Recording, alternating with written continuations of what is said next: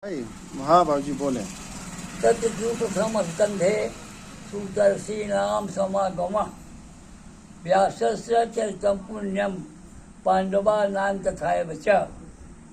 ये प्रथम स्कंध का प्रसंग हुआ। पुराणं लक्षणं चैव सृष्टि कारण संभव। ये प्रथम स्कंध का प्रसंग है। गंगा नदी के तट पर ऋषियों ने जब इकट्ठा हुआ, समागम सबका हुआ, मुलाकात, और इनका व्यास जी का पवित्र चरित्र का वर्णन, पांडवों का कहानी आजीवन का, ये प्रथम स्कंध का प्रसंग है।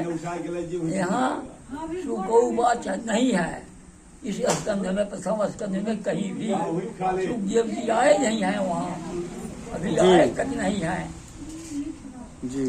तब प्रसंग आया दूसरे स्कंध का। तो परीक्षे को संवादे श्रुति द्वारा निरूपणम ब्रह्मनारद संवादे अवतार चरितामृतम पुराणम लक्षणं चैव सृष्टिकारं संभव। दूसरे स्कंध में ऋषियों मुनियों ने राजा परीक्षित ने बताया ऋषियों से कि हम भागवत सुनना है, कथा तो कौन सुनाए हमको। तो उन्होंने सलाह दिया परीक्षक को संवादे, परीक्षित जी से संवाद हो रहा है, परीक्षक को संवादे श्रुति द्वारा निरूपणम, सुखदेव जी का भी निरूपण हो रहा है। ऋषियों मुनियों ने कह रहे हैं कि सुखदेव जी के अलावा आपको कोई नहीं सुना सकता। विद्वान है वही बता पाएंगे, वही सुना पाएंगे। तो परीक्षक को संवाद या श्रुति द्वारा निरूपणम ब्रह्मनारायण संवाद अवतार चरितामृतम।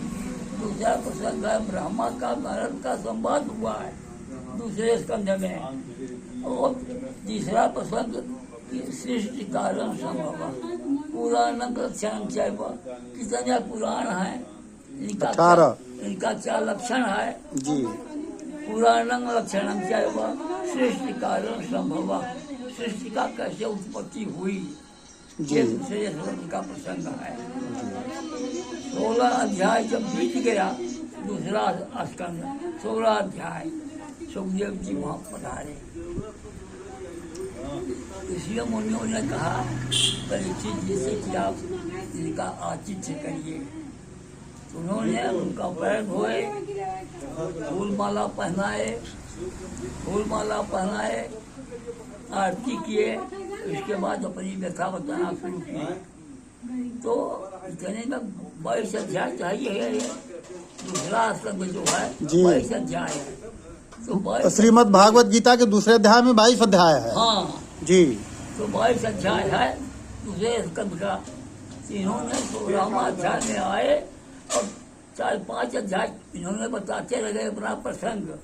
परीक्षित जी ऐसे सबको श्राप हुआ है। कर्मयोग अध्याय तो बोलिए। तो फिर उन्होंने स्वीकार किया तीसरे स्कंध से पूरी भागवत सुनाने लगे। आने दिना फिर चलिए कोई पंडित बात हमसे कहे तो क्या चले।